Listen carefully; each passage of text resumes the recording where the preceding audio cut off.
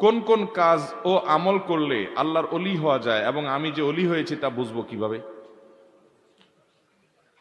দেখুন, আল্লাহু ওয়ালিয়ুল্লাযীনা আমানু, যারা আল্লাহর প্রতি ঈমান আনছে, আল্লাহ বলছেন আল্লাহ তাদের ওলি, বন্ধু, অভিভাবক। ওলি শব্দের অনেক অর্থ আছে।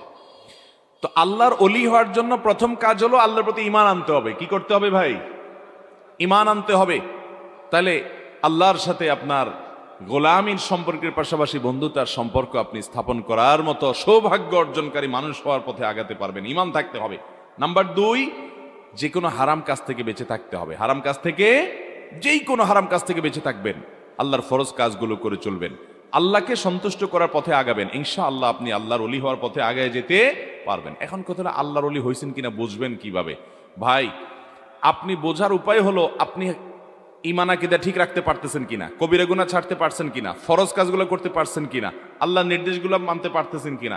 আলহামদুলিল্লাহ, আপনি মুত্তাকি হয়ে যাচ্ছেন, আপনি আল্লাহর নির্দেশগুলো মানতে পারছেন, হারাম থেকে বেঁচে থাকতে পারতেছেন। এটাই আলামত যে আপনার আল্লাহর ওলি হওয়ার পথে আপনি আগায় যাচ্ছেন, আল্লাহর নেককার মানুষ হওয়ার পথে আগায়া যাচ্ছেন। হয়তো প্রশ্নকর্তা মনে করছে যে ওলি হইলে তার হাতে কোনো অলৌকিক কিছু ঘটে যায়, এরপর তবে সে ওলি হয়েছে, এটা প্রমাণ হয়, মানুষ সুবহানাল্লাহ বলে। এরকম কিছু না। আশরাফ আলী থানভী রহমতুল্লাহ আলাই, ওনার একটা উক্তি আছে এরকম, যে কেউ যদি পানির উপরে হেঁটে চলে যায় অলৌকিকভাবে, কারামত, জায়নামাজে বসে বিমানের মতো এক জায়গাতে আরেক জায়গায় চলে যায়, তো এই কারামত প্রকাশ হয়, এটা যত আশ্চর্যের।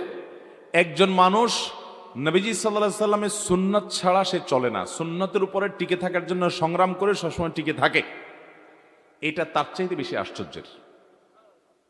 ওই লোকের কারামতি, ওই লোকের দ্বারা অলৌকিকত্ব প্রকাশ পেল, আর এই লোক হারাম করে না, সুন্নত ছাড়া চলে না। এই হলো সবচেয়ে বড় কারামতওয়ালা। আর এই কারামত জাহির করা অত সহজ না, এদের জন্য অনেক কষ্ট করতে হয়। আপনি এটা করতে পারেন, গুনাহ থেকে বাঁচতে পারেন, হালালের পথে চলতে পারেন, আপনি নিজের প্রতি সুধারণা করতে পারেন। আল্লাহ বোধহয় আমাকে তার নৈকট্য অর্জনের তৌফিক দিচ্ছেন, তার কাছাকাছি নিচ্ছেন, মুত্তাকি বানাচ্ছেন। আপনি আল্লাহর কাছে শুকর আদায় করবেন, অহংকার করবেন না। ঠিক আছে তো ইনশাআল্লাহ?